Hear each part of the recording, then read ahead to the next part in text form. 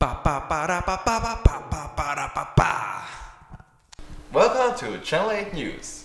Today's top story is a puppy went missing in the Bronx, Vladimir Putin declared world at the war, but the main story of the evening is racial inequality in the US. Racism have always occurred in the States ever since the Spanish arrived 500 years ago until today. Our first segment is my interesting analysis of an article from the New York Times about racial inequality in the USA. In 1963, Martin Luther King declared he had a dream about his children would one day live in a nation where they will not be judged by the color of the skin, but by the content of their character, which is deeply rooted in the American dream. However, even after 50 years, Martin Luther King's dream has yet to be fulfilled. According to the article, racial equality is still a work in progress from the New York Times. According to the article, racial inequality is especially high in certain institutions such as criminal system, justice system, and education. The difference between white and black college students is 13 percentage points. The difference is also clear between white and blacks when considering income. Sam Robert writes, the average three-member black household makes about 59% of what a similar white household makes up, from 55% in 1996. But the income gap in actual dollars written from $27,000 to $19,000. Excuse me? Excuse me?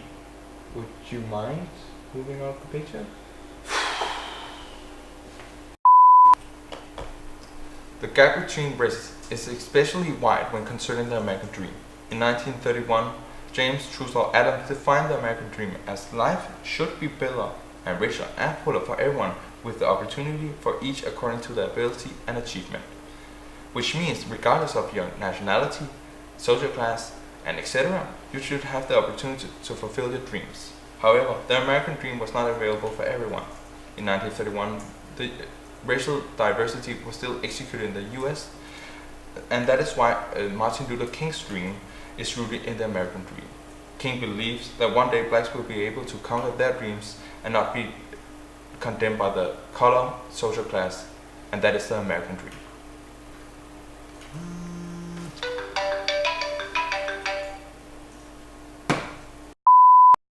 Even though the racial gap in the US has been reduced, there is still a long way towards a colorblind society. In criminal justice, education, and income, it is clear that the whites in America benefit from the society, while many believe that racism towards other races still exists in today's modern world. The American people still believe that racial equality and the dream of Martin Luther King is in progress and still need a lot of work. However, the election of President Obama indicates that a colorblind society is obtainable and not that far away. Thank you. Well, that was an interesting analysis from me. Now over to our fantastic, interesting, and very handsome statistic guy. Hello, I'm Channel 8 statistic guy. I have a lot of funny information to tell you about. As you can see here, the average household income for a black family is way lower than the average household income for white people. It's nearly the double actually. And again we can see the Asians are in top of the chart, while Hispanic is just right above the black people.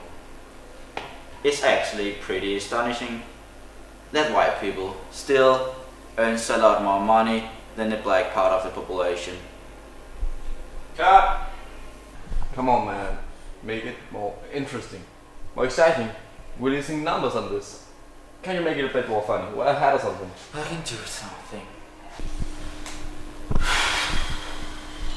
As we can see again, around 25% of all college graduates in 2012 was again Asians. If we take a closer look at the other ethnic groups, we can see that around 50% was white, white, while only 9% was black. Again, we are seeing the black population falling behind in the race of education in the United States. Cut!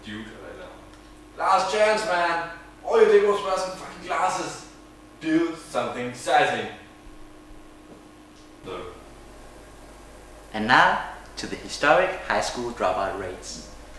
If we look at the curve for African Americans, we can see that it has dramatically fallen the last couple of years. It's actually like a roller coaster. It starts with a little up, but then down, to only 9%.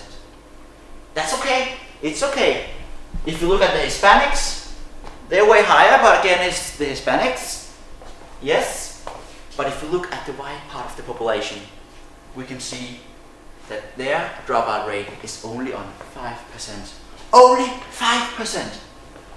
That's way lower than 9%. And then you can ask me, why is this important? I would like to tell you why. 90% of American jobs require a high school graduation. That's why it's so important. Thank you. Thank you for that, survey guy. And now over to our fantastic reporter, Simon, who's doing a report about the Hurricane Katrina. Thank you, Matthias. We've been told of a story about Storm Katrina that hit around here and a flooding causing devastating damages to all of the citizens. But as we can see behind me, there are houses. But a black citizen told us something about this that we needed to hear. Let's meet him. So you are supposedly black citizen? Yes, sir. I'm as black as it could be. All right. What is the story about then? Yeah, you won't believe it because, like, you look around here. It's a beautiful white neighborhood. But actually, if you see the blue spot right over there, That water? yeah, and go 2 meters to the right, that's actually the roof of my house. It is. Yes, it is, sir. It really does look like water. Yes, I thought that too, master. But I was out in the grocery store with my buddy Philip, and we were listening to the radio, and then this guy told us that some chick called Katrina had flooded my house. And I was like, Philip, who's that chick? And he said, no, it's a hurricane. And I was like, damn. Yeah, and that's the result. That's the whole black neighborhood right there. School, the hospital, the police station, the strip bar, the arms store, everything. It's just flooded. It's terrible. There we got it. The white houses behind us are safe, but the black community is not. Is the storm racist? Back to you. Storm can't be racist. Thanks for that interesting report, Simon. And now to the weather guy. The weather? Now to the weather. As you can clearly see in Holland, there's a lot of clouds. Possibility for rain. So look out, black people, for all of them clouds. Here in Brooklyn and Long Island City, there's a chance of thunder and also a hurricane. Possibility of a Katrina too. Look out, black people in Long Island. But in the meantime, in Manhattan, it's clearly that all the white filthy people get all of the sunshine all the way up from lower Manhattan to upper east side. So everything is good in New York. 398, 399, 400. Oh, I didn't see you there. Now we have an interesting interview from the man on the street. Thanks for that, Matthias. Now, let's have a word from the man on the street. Let's see if we can find any... Wait, that's one over there. Let's go meet him. Come on. Hey, you there? We've got some questions for you. What do you think about racial inequality? Well, as a matter of fact, I got this poem.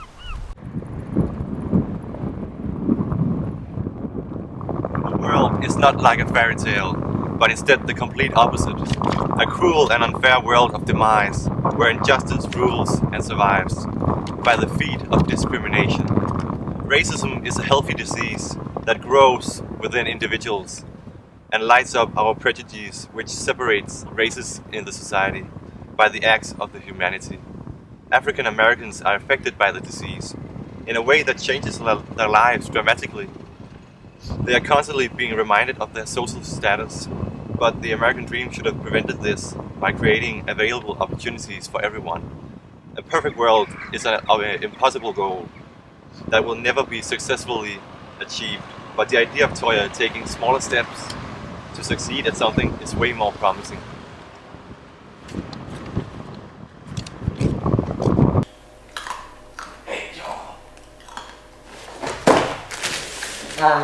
Whoa, what a coincidence. Sometimes everything just adds up, I guess. Thank you for that on the Man in the Street. First thing from Channel 8 News, we'll be back tomorrow at same time, same place, same content, and same news. Thank you and good night. God, I hate my job. What's the statistics guy? You wanna grab a beer or something?